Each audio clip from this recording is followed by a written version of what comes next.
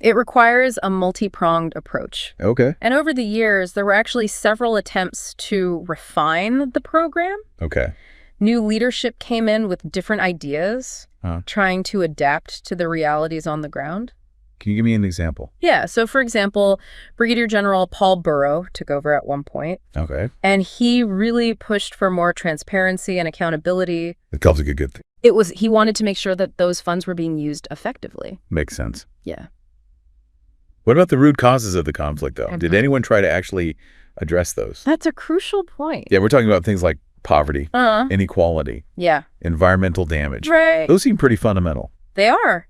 And while the program had some undeniable successes, like reduced violence, thousands of ex-militants were given a chance at a new life. Yeah. But there was this nagging question. What's that?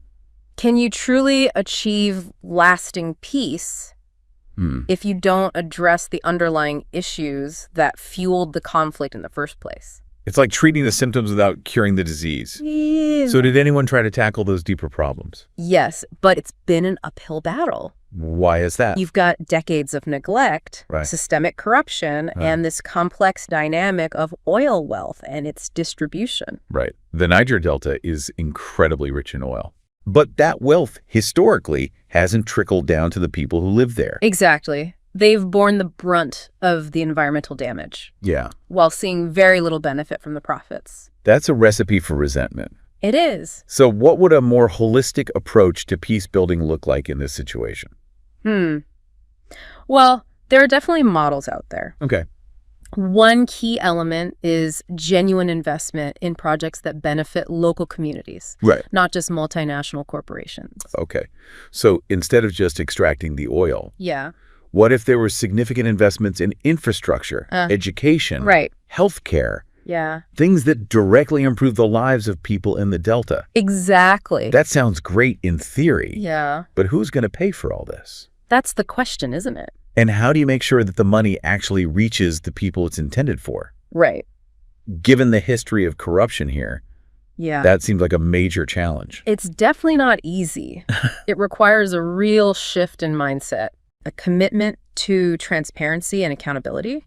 Imagine a system where communities have more control over their own resources, where they have a say in how development projects are planned and implemented.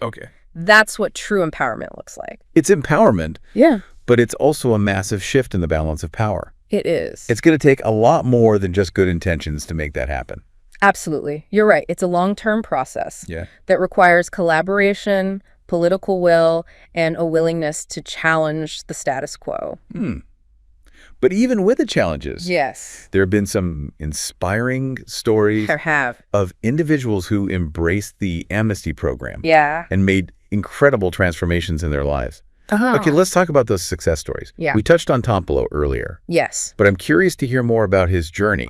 He was this notorious figure, this powerful militant leader, and then he chose peace. He did. What happened after he laid down his arms? Well, Tompolo's story is fascinating. Yeah. He became a vocal advocate for the Amnesty program, even encouraging other militant leaders to join.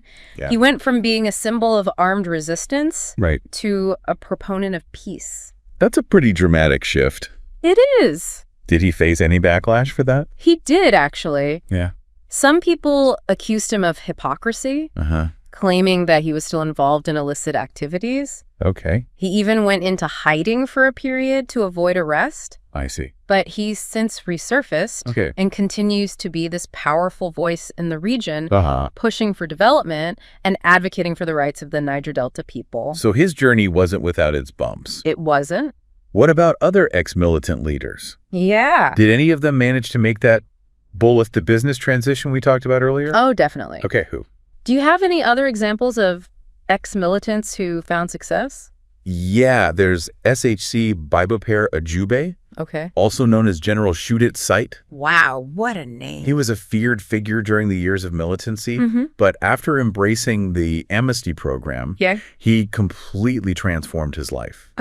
He became a vocal advocate for peace and even ventured into the hospitality industry. Oh, wow. He opened a hotel and became a successful businessman, proving that it is possible to leave the past behind and build a new future. Those stories are incredible. They are. But I imagine not every transition was so smooth?